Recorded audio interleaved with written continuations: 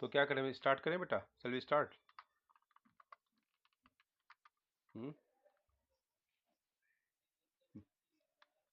बोलो।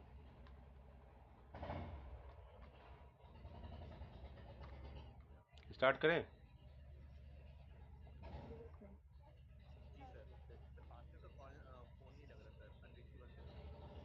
अनरीचेबल दिखा रहा है।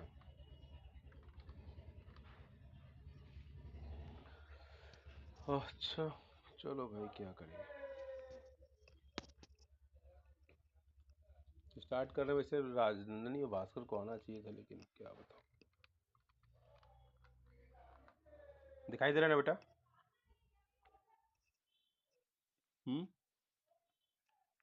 बोलो भाई, ये विजिबल है आप लोग को?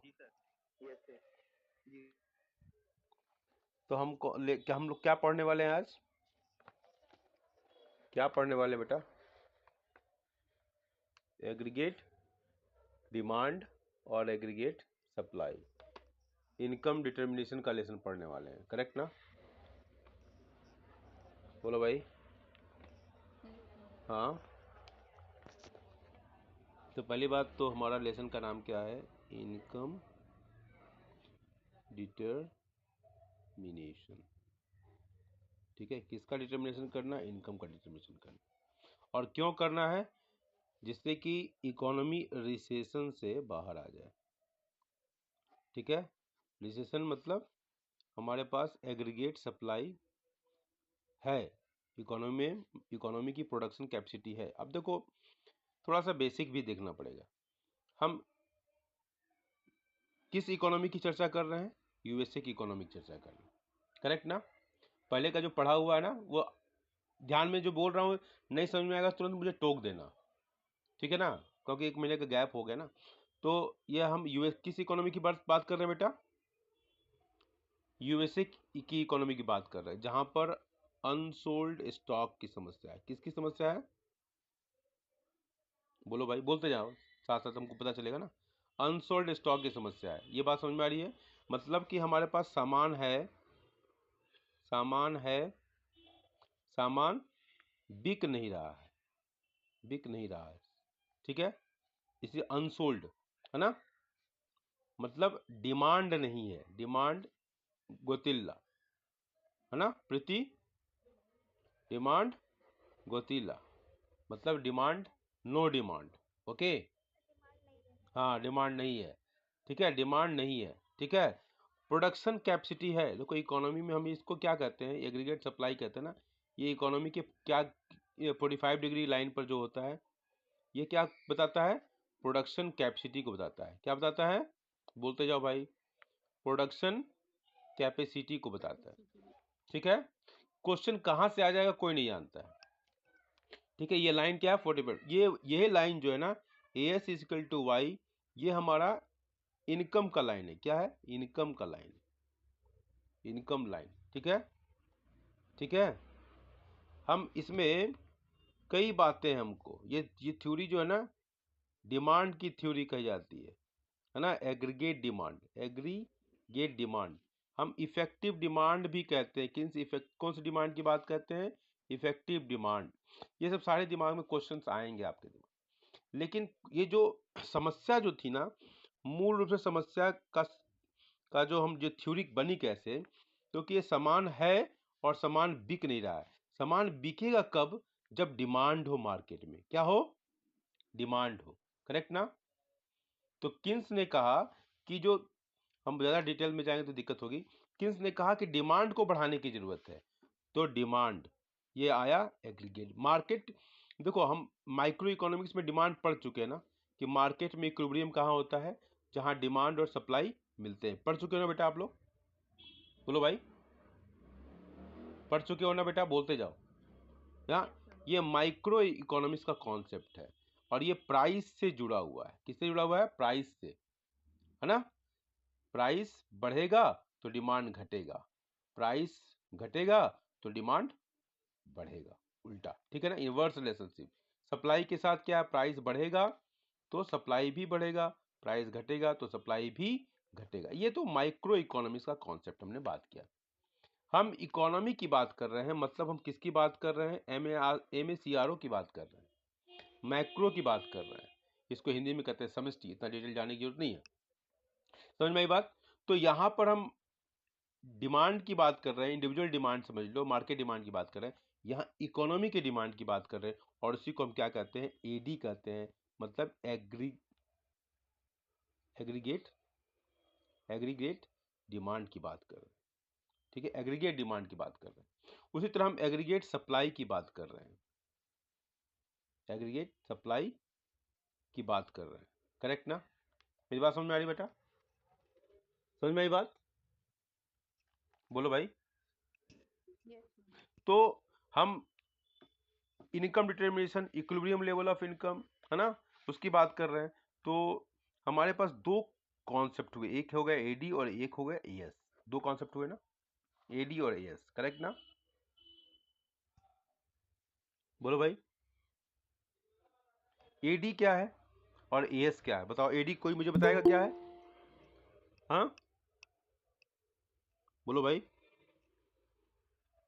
दिव्येंदु मलिक लेफ्ट, कोई बात नहीं, वो तो नेटवर्क का इशू होगा। हाँ, ये AD क्या है बेटा?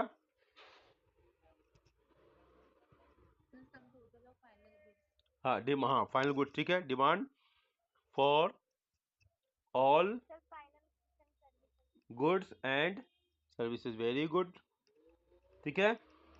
इन इकोनॉमी की बात होगी। पीरियड ऑफ टाइम की बात करता है, ये क्या होगा? Period of time. Sum total of demand for all goods and services of an economy, period of time. देखो यहां से कई बातें निकलती हैं। Sum total of demand for all goods and services, हाँ फाइनल, ये क्या है? फाइनल गुड्स की बात कर रहे हैं, ठीक है ना, इंटरमीडिएट गुड्स की बात नहीं कर रहे हैं। तो आपसे क्वेश्चन MCQ में भी डाल सकता है, क्या एग्रीगेट डिमांड में इंटरमीडिएट गुड्स हो सकता है? एग्रीगेट डिमांड में फाइनल गुड्स होगा, एग्रीगेट डिमांड में फाइनल गुड्स और इंटरमीडिएट गुड्स दोनों होगा। ऐसे करके क्वेश्चन बन जाता है। अगर ध्यान से पढ़ोगे तो इस तरह के क्वेश्चंस के MCQ के आंसर आप दे पाओगे, वरना डिफिकल्ट बन जाएगा। वहीं से असर्शन रीजनिंग का भी क्वेश्चन निकलेगा। तो कॉन्सेप्ट को दिमाग में बैठाना है, ध्यान से क्वेश्चन करना है। और जो 15 मिनट का जो समय है ना बेटा, ये 15 मिनट के समय में आपको क्वेश्चन को देखो करना क्या है। क्वेश्चन पढ़ना पहली बात, जो क्वेश्चन आसानी से समझ में आ जा रहा है उसको टिक करते जाना, ठीक है, समझ में आई बात? इसके बाद उन क्वेश्चंस को देखना जो क्वेश्चंस टिक नहीं किया है, जो समझ में नहीं आ रहा है उसको 2 बार पढ़ना, 3 बार पढ़ना, ठीक है। जब फिर समझ में आ जाए तो उसको एक डबल टिक कर लेना, ठीक है, कि इसको हम पहले इसको करेंगे, इसके फिर इसको करेंगे, फिर इसके बाद कुछ क्वेश्चन और बच जाएंगे जो नहीं होंगे, ठीक है। लगता है दिवेंदु है, इसको कैसे करूं? इतनी देर बार क्लास करता हूँ ना, भूल जाता हूँ। आप लोग क्लास में हो बेटा अभी? Yes sir. अब Divyendu, yes sir.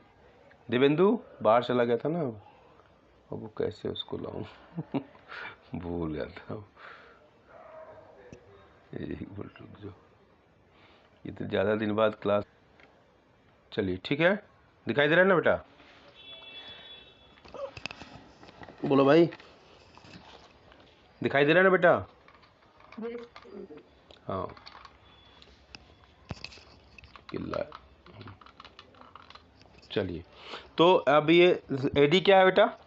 It is a sum total of demand of all goods and services, मतलब ऑल गुड्स ये final goods and services of an economy. Period of time है, पीरियड ऑफ टाइम है, तो ये बेटा ये stock concept है कि फ्लो कॉन्सेप्ट है? बोलो।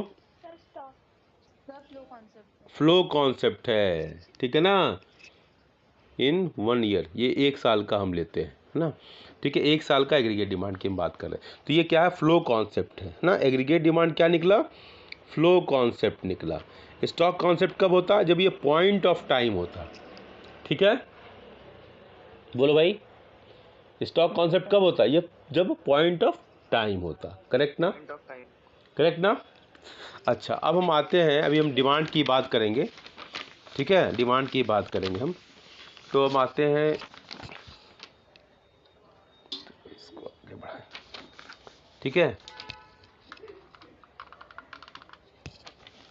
एग्रीगेट। अब एग्रीगेट डिमांड के हमारे कंपोनेंट्स क्या क्या है बेटा?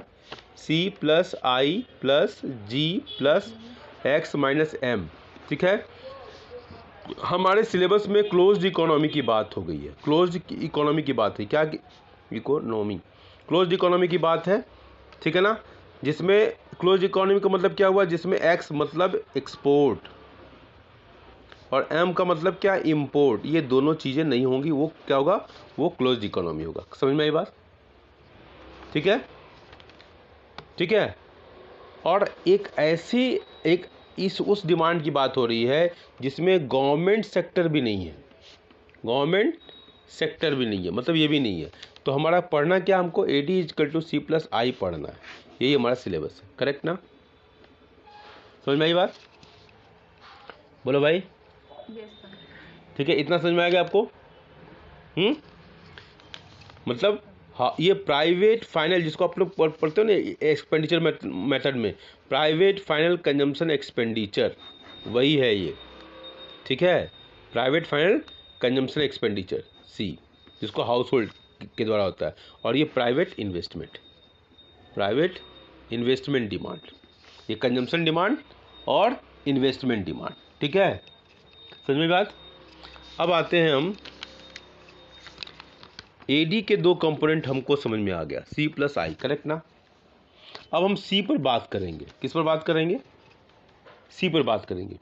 सी क्या है? सी तो हम जानते हैं कि consumption is a function of income. ठीक है, जैसे जैसे इनकम बढ़ेगा, लेकिन कुछ और बातें किसने अध्ययन किया और उन्होंने बताया कि सी जो है उसका वास्तविकता में क्या होता है? सी इज इक्वल टू ये उसका ये इस इक्वेशन का उन्होंने सहारा लिया। ये क्या है? इक्वेशन ऑफ स्ट्रेट लाइन है, इसका सहारा लिया। Equation of straight line, straight line. Correct? इतनी बात समझ में आई? बोलो भाई, बोलो भाई, समझ में आ रहा है?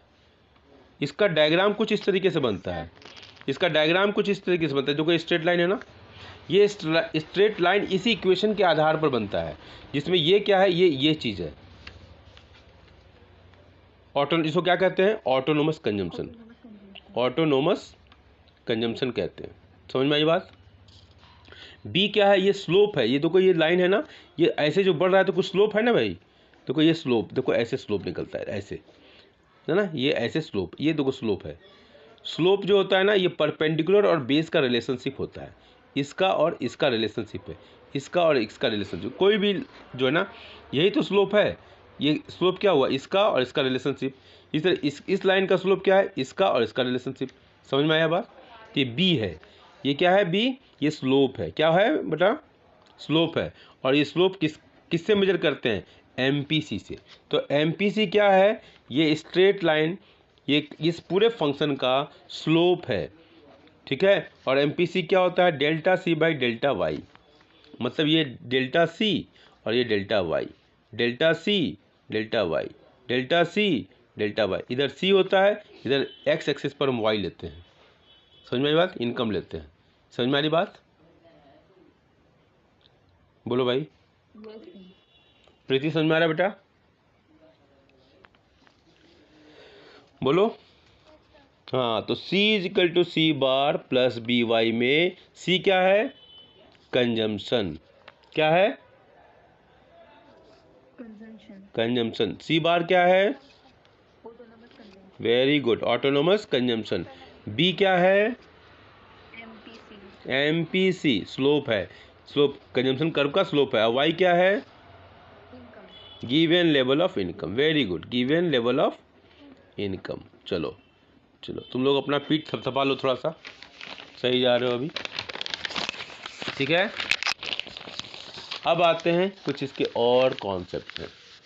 ठीक है, इसमें ये तो हमने MPC देख लिया। इसके बाद हमारा कंजम्पशन का एक और कॉन्सेप्ट है। कंजम्पशन के दो कॉन्सेप्ट हैं। एक तो हमने MPC देख लिया, MPC is equal to delta C by delta Y. एक ये मार्जिनल का कॉन्सेप्ट है। ये कौन सा कॉन्सेप्ट था? मार्जिनल का, मार्जिनल का। इसी तरह एक कॉन्सेप्ट है एवरेज का। किसका? एवरेज का। ठीक है, और ये क्या होता है? एवरेज प्रोपेंसिटी टू कंज्यूम, और ये होता है C बाई वाई। समझ में आ रही बात?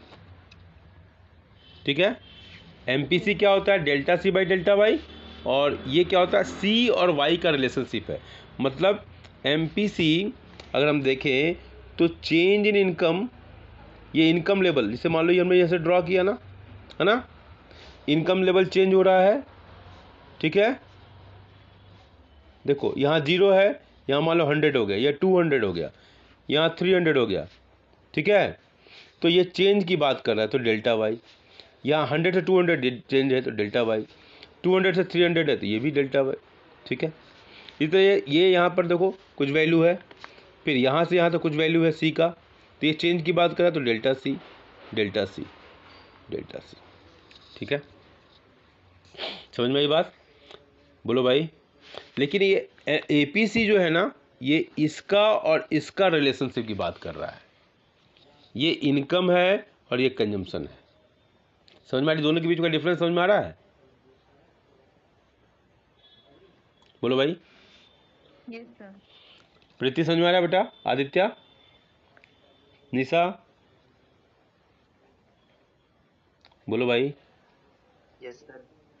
निशा, सर निशा नहीं है। अच्छा निशा नहीं है, दिवेंदु भी नहीं है, नो सर। अरे वाह सुपर, राजनंदनी तो आई नहीं, चलो भैया ओके। तो इतना समझ में आ गया बेटा, इसमें कोई दिक्कत है, नो सर। ठीक है। तो हमारा एक कंजम्पशन फंक्शन में हमने इतना देखा, ठीक है, ओके।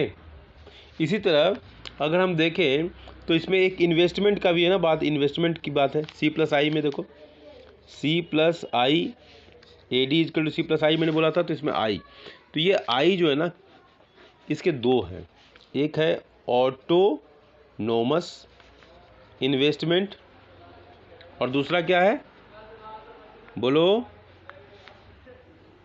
याद आया, हाँ, इंड्यूस्ड इन्वेस्टमेंट, ठीक है। तो सारा जो चक्कर है ना, ये इस बात का है कि रिसेशन के पीरियड में इंड्यूस्ड इन्वेस्टमेंट हो नहीं रहा था। क्या नहीं हो रहा था, इंड्यूस्ड इन्वेस्टमेंट। इंड्यूस्ड इन्वेस्टमेंट कब होता है, जब इनकम प्रॉफिट ये जब होता है ना, हाँ, तब ये इसको प्रेरणा मिलती है, ठीक है। इसको कहते हैं प्रेरित इन्वेस्टमेंट, विनियोग, ठीक है। प्रेरित मतलब प्रेरणा से होता है। प्रेरणा क्या है, एक आदमी को प्रेरणा कब मिलती है, जब एक जो एंटरप्रेन्योर होता है उसको प्रेरणा कब मिलती है, उसको जब प्रॉफिट होगा तब तो, उसकी इनकम में इजाफा होगा तब तो, ठीक है। ये नहीं हो रहा था 1929 की जो क्राइसिस है, रिसेशन जो आया था अमेरिका में, तो यही नहीं हो रहा था। और अब जब ये नहीं हुआ तो इन नई एक्टिविटीज़ नहीं हो पा रही थी। और ये क्यों नहीं हो रहा था, क्योंकि अनसोल्ड स्टॉक था, दूसरी समस्याएं पैदा हो गई थी, ठीक है। तो किन्स ने कहा कि ये तो नहीं होगा क्योंकि रिसेशन का समय है, हाँ, कोई प्रेरणा है नहीं इन्वेस्टमेंट की, कोई प्रॉफिट दिखाई नहीं दे रहा, तो उन्होंने इस पर जोर दिया। किस पर जोर दिया किन्स ने, ऑटोनोमस इन्वेस्टमेंट पर। समझ में आई बात, बोलो भाई। Yes sir. समझ रहे हो, किन्स का सारा फोकस किस पर रहा, ऑटोनोमस इन्वेस्टमेंट पर। तो इसको अगर हम, ऑटोनोमस इन्वेस्टमेंट क्या होता है, देखो, इनकम लेवल बदल रहा है लेकिन इन्वेस्टमेंट लेवल कांस्टेंट है। मतलब इसको इस बात से कोई फ़र्क नहीं पड़ता है कि आपका इनकम लेवल क्या है, मिनिमम इन्वेस्टमेंट होगा ही होगा, करना ही पड़ेगा। यही है, इसको करती है कौन, ये आपको गवर्नमेंट कह लो, या इसको ये कह लो कि इसको इकोनॉमी में इतना पुश करना ही पड़ेगा, ठीक है। इसमें इकोनॉमी में इतना, ये प्राइवेट सेक्टर नहीं कर सकता, ये गवर्नमेंट सेक्टर ही करेगा, ठीक है। इकोनॉमी को बाहर निकालना है तो ये इन्वेस्टमेंट, ऑटोनोमस इन्वेस्टमेंट करने की ज़रूरत है। ये इनकम इंडिपेंडेंट होता है, इनकम से इस पर कोई फ़र्क नहीं पड़ता है कि इनकम का लेवल क्या है, ये इतना इन्वेस्टमेंट वो करना पड़ेगा, ठीक है। गवर्नमेंट देखो कोविड काल में देखो कितनी सारी एक्टिविटीज़ हो रही थी, है ना, ये इसलिए किया जा रहा था एक्टिविटीज़ ताकि इकोनॉमी में डिमांड बनी रहे, है ना। परचेजिंग पावर लोगों को, जनधन अकाउंट के माध्यम से लोगों के अकाउंट में पैसे दिए जा रहे थे। तो ऑटोनोमस इन्वेस्टमेंट को इनकम से कोई मतलब नहीं, जबकि इंड्यूस्ड इन्वेस्टमेंट का डायग्राम ऐसे बनेगा, ठीक है। और जैसे जैसे इनकम बढ़ेगा इन्वेस्टमेंट बढ़ता जाएगा। समझ में ये बात, दोनों के बीच में डिफरेंस समझ में आया, नॉर्मल समय में ये हाई होता है, लेकिन रिसेशन के समय में ये ख़त्म हो जाता है और हमको सरकार को इसकी ज़रूरत पड़ती है ताकि इकोनॉमी को रिसेशन से बाहर निकाला जा सके। इतना समझ में आया? बोलो भाई। बोलिए। Yes sir. समझ में आ रहा है कि नहीं आ रहा है? क्योंकि झूठ मूठ का ऐसे कर रही हो। समझ में आ रहा है? सर आ रहा है। ठीक है, तो ये हमने एग्रीगेट डिमांड देखा। अब आते हैं हम एग्रीगेट सप्लाई की कुछ कॉन्सेप्ट पर आते हैं। देखो एग्रीगेट सप्लाई है ना। एग्रीगेट सप्लाई क्या है? बोलिए। एग्रीगेट सप्लाई कौन बताएगा? एग्रीगेट सप्लाई बोलो। Supply of what? Goods and services. Supply of what? Supply है ना। Supply of what? Goods and services. Correct ना? बोलो भाई। Sir during first year. Period of time, ये भी पीरियड ऑफ टाइम की बात करता है इन an economy. Goods of supply, aggregate supply क्या है? Total flow of goods and services.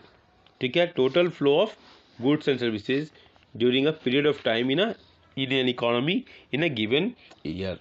Period of time ये भी है, मतलब aggregate demand and aggregate supply both are what? Flow concept. Correct ना? बोलो भाई, बोलिए। ठीक है, बोलो भाई। ये ध्यान रखना, एग्रीगेट डिमांड को हम एग्रीगेट एक्सपेंडिचर भी कहते हैं और एग्रीगेट सप्लाई इज इनकम, क्योंकि जो इनकम होगी वही एक खर्च भी होता है। तो इसलिए ए जो ये 45 डिग्री लाइन होता है, ठीक है, ये इसके हर पॉइंट पर, ठीक है, ये बताता है, ये दोनों एक्सिस के इक्वलिटी को दिखाता है, इसके और इसके। ये इनकम है, ये एग्रीगेट डिमांड। ठीक है, करेक्ट ना? बोलो भाई, बोलिए भाई। समझ में है ना? समझ में आ रही बात? तो ये वाई के दो ही कॉन्सेप्ट हैं, या तो इनकम क्या होगा, कंजम्पशन होगा, या तो सेविंग होगा। समझ में आई बात? इनकम का दो ही काम है, बाकी कोई दूसरा काम नहीं है, ये मान लिया गया है। कंजम्पशन और सेविंग, या तो खर्च करो या तो बचा लो, यही है। ठीक है, बोलो भाई, बोल। ठीक है ना? तो y is equal to C plus S. तो अगर हम s का इक्वेशन निकालना चाहें तो हम ऐसे निकाल सकते हैं, y माइनस सी, ऐसे कर सकते हैं। और y माइनस सी की जगह हम लिख दें सी बार प्लस बी वाई, लिख सकते हैं ना? बोलो भाई, y माइनस सी बार माइनस बी वाई लिख सकते हैं? बोलो, y माइनस बी वाई। जहाँ नहीं समझा बोलते जाना, लिख सकते हैं। देखते जाओ, ये सब सजा दे रहा हूँ। Plus 1 minus B into Y, देख लो एस। ये हो गया सेविंग फंक्शन का इक्वेशन। समझ में बात? ठीक है, ये माइनस सी बार क्या है? ये डिस सेविंग है। माइनस सी बार क्या है? डिस सेविंग है। 1 माइनस बी क्या है? ये एमपीएस है। ठीक है, अब इससे तुलना करो, C is equal to C bar plus B Y. ये क्या था? ऑटोनोमस कंजम्पशन, ऑटोनोमस कंजम्पशन था। ठीक है, बी क्या था? एमपीसी था। ठीक है, वाई इनकम था। तो बी क्या है? एमपीसी है। तो MPC plus MPS is equal to 1। तो एमपीसी एमपीएस क्या होगा? 1 माइनस एमपीसी, 1 माइनस बी। ये 1 माइनस बी क्या है? एमपीएस। देख लो, 1 माइनस बी एमपीएस। करेक्ट ना? बोलो भाई, बोलो, बोलो बेटा, समझ में आ रहा है? बोलिए।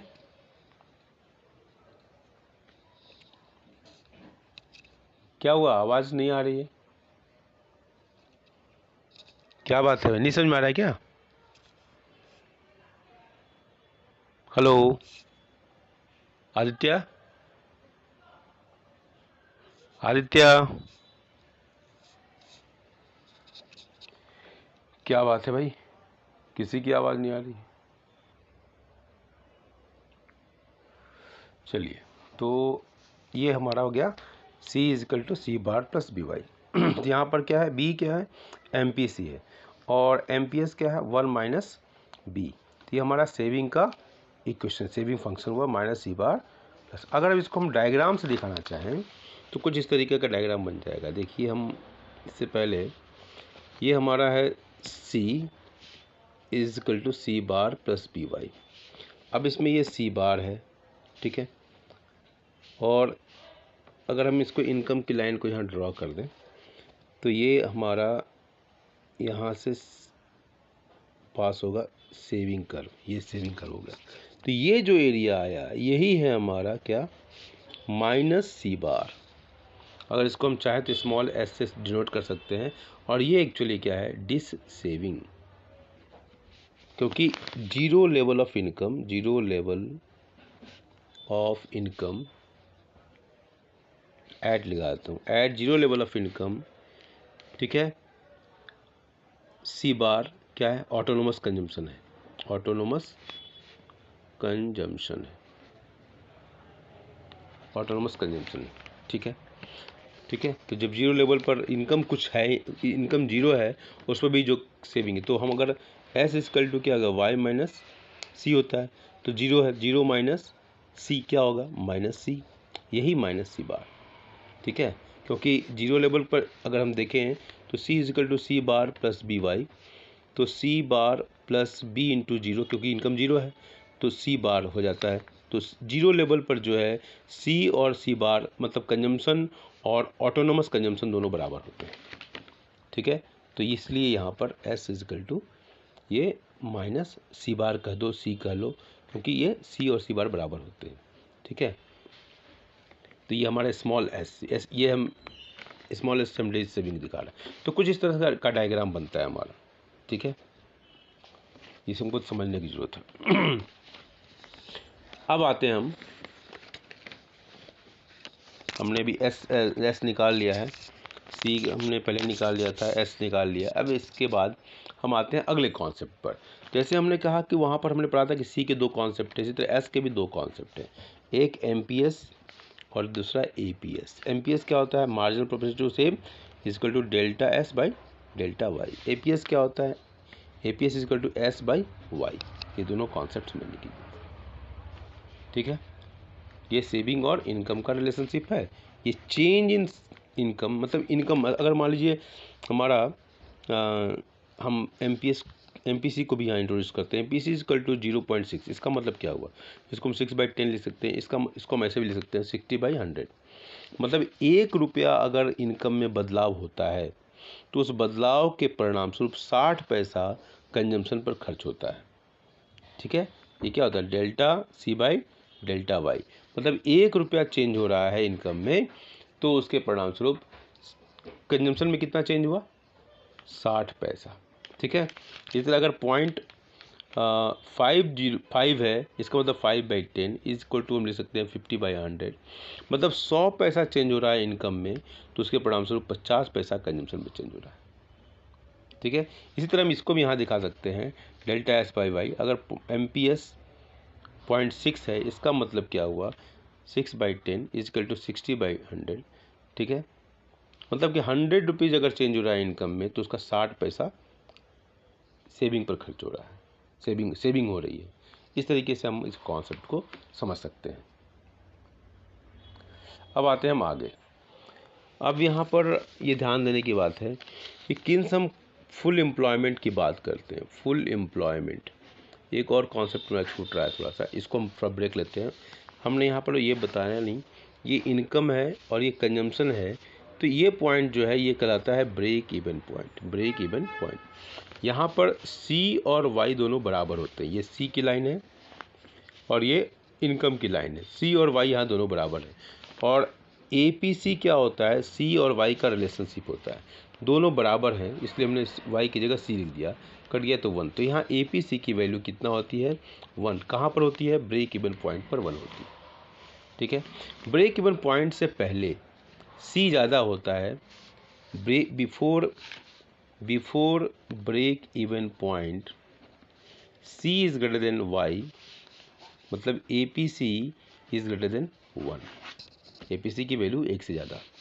After break even point, after B E P, C is less than Y, A P C is less than 1। ठीक है, ये ध्यान देने की बात है, ये पॉइंट इंपॉर्टेंट पॉइंट, इसको ध्यान देने। अब आते हैं, हम फुल एम्प्लॉयमेंट की बात कर रहे थे। फुल एम्प्लॉयमेंट होता क्या है, मतलब फुल एम्प्लॉयमेंट का मतलब क्या होता है? फुल एम्प्लॉयमेंट का मतलब क्या होता है? फुल एम्प्लॉयमेंट एक ऐसी दिशा है किन्स के अनुसार all those who are able and willing to work at the existing wage rate are working। Simple सा मतलब है, all those who are able and willing to work at the existing wage rate are working। यही simple से मतलब, ये हमारा full employment है। दो कॉन्सेप्ट है इसके, एक है हमारा है, घूम जा रहा है ये तो, एक हमारा है इसमें वॉलंटरी अनएम्प्लॉयमेंट, दूसरा है इनवॉलंटरी अनएम्प्लॉयमेंट। वॉलंटरी अनएम्प्लॉयमेंट का मतलब क्या होता है? Person is not willing to work at the existing rate. मतलब क्या हुआ? Not willing to work on existing wage rate, ये हमारा क्या है? Voluntary unemployment. इनवॉलंटरी अनएम्प्लॉयमेंट का मतलब क्या है? All those who are able and willing to work at the existing wage rate don't get work। ठीक है, ये हमारा है involuntary unemployment. All those who are able and willing, able भी है और विलिंग भी है एग्जिस्टिंग वेज रेट पर, बट काम नहीं है। ठीक है, किन्स इसकी बात करते हैं, किन्स इसकी बात करते हैं, किन्स बात करते हैं इसकी। किन्स का पूरा फोकस है इनवॉलंटरी अनएम्प्लॉयमेंट पर, वॉलंटरी अनएम्प्लॉयमेंट से उनको कोई मतलब नहीं है। अब आते हैं जो मूल हमारा जो प्रश्न है, हम इनकम डिटर्मिनेशन की बात कर रहे हैं, तो सिंपल सा डियर स्टूडेंट्स, आपको करना क्या है? ये लाइन ड्रॉ किया, ये लाइन है हमारी एग्रीगेट सप्लाई की, ये लाइन है एग्रीगेट डिमांड की, दोनों जहाँ पर मिलते हैं वो हमारा फुल एम्प्लॉयमेंट होता है। फुल एम्प्लॉयमेंट का पॉइंट, इसको कह लो आउटपुट कह लो, इनकम कह लो, एम्प्लॉयमेंट कह लो। तो ये हमारा यहाँ पर क्या होगा? A D is equal to A S होगा। दो स्थितियाँ होती हैं, तो ए डी ज़्यादा है ए एस से, ए डी कम है ए एस से। अगर इधर है तो हमारे पास क्या होगा? सप्लाई ज़्यादा है, अनसोल्ड स्टॉक की समस्या होगी, अगले बार डिमांड को कम कर दिया जाएगा, सप्लाई को कम किया जाएगा, एडजस्ट करेगा और वो पुनः यहाँ पर स्थापित होगा। अगर ये इधर है, मतलब डिमांड ज़्यादा है, सप्लाई कम है, ठीक है, तो डिमांड को बढ़ाया जाएगा और पुनः इसको यहाँ पर लाएंगे। ठीक है, इस तरीके से इक्विलिब्रियम स्थापित होगा। ठीक है, यही हमारी मुख्य चीज़ यही है। ठीक है, अब इसमें हम एक चीज़ और दिखाते हैं। कई कॉन्सेप्ट हैं इसमें, दो कॉन्सेप्ट है इक्विलिब्रियम के, एक है A D equal to A S approach है, और A D equal to C plus I होता है, और A S equal to C plus S होता है। दोनों अगर देखें तो आई इजकल टू एस हो जाएगा, सेविंग और इन्वेस्टमेंट अप्रोच। अगर इसको हमको ड्रॉ करना है तो हम कैसे, एक ही लाइन में हमको दोनों ड्रॉ कर देते हैं। देखिए, ये हमने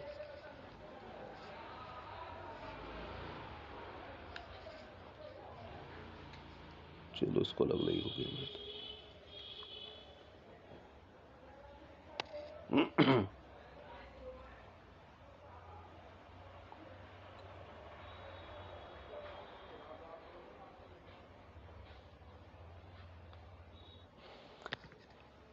चलते हैं। तो ये हमारा देखिए कॉन्सेप्ट, हम इसको एक ही डायग्राम में दिखाना पसंद करेंगे। देखिए अगर हम ये बनाते हैं, हम एग्रीगेट डिमांड और एग्रीगेट का सप्लाई का हमने ऐसे बनाया। ये हमारा एग्रीगेट सप्लाई है, ये हमारा एग्रीगेट डिमांड है, और ये हमारा इसी के साथ हम सप्लाई और उसको भी बना देते हैं, इन्वेस्टमेंट का भी। तो कुछ इस तरीके से हमारा ये कॉन्सेप्ट जाएगा।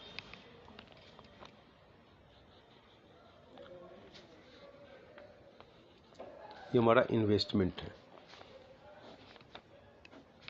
ये हमारा इन्वेस्टमेंट है। आप जानते हैं हम एक्स एक्सिस पर हमेशा हम क्या लिखते हैं, इनकम, आउटपुट और एम्प्लॉयमेंट, ये लेते हैं। और यहाँ पर हम क्या लेते हैं, एडी और एएस को लेते हैं।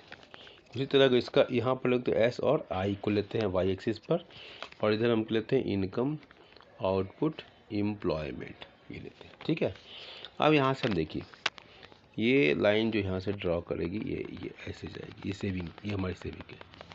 तो जो हम यहाँ पर बता रहे हैं उसी कॉन्सेप्ट को, अगर मान लीजिए हमारा यहाँ पर एडी लेस देन एएस है, अगर हम इस पॉइंट इधर कहीं दिखाते हैं, ठीक है, इधर किसी पॉइंट पे दिखाते हैं, या हम इधर किसी पॉइंट पे दिखा रहे हैं, ठीक है। अब देखिए यहाँ पर हमारा एडी कम है, एएस ज़्यादा है, अनसोल्ड स्टॉक ये हमारा पर। तो हम क्या करेंगे, इसको हम कम करते जाएंगे, ठीक है। अनसोल्ड स्टॉक की समस्या है, इसको कम करेंगे, तब तक कम करते रहेंगे जब तक कि इसके बराबर हो जाए, ठीक है। ये जब अगर इधर हो जाए तो हमारा क्या डिमांड ज़्यादा है, ठीक है। तो हमारा डिमांड ज़्यादा है, हमारी सप्लाई कम है, तो हम अपने डिमांड को कैसे बंद हो गया भाई,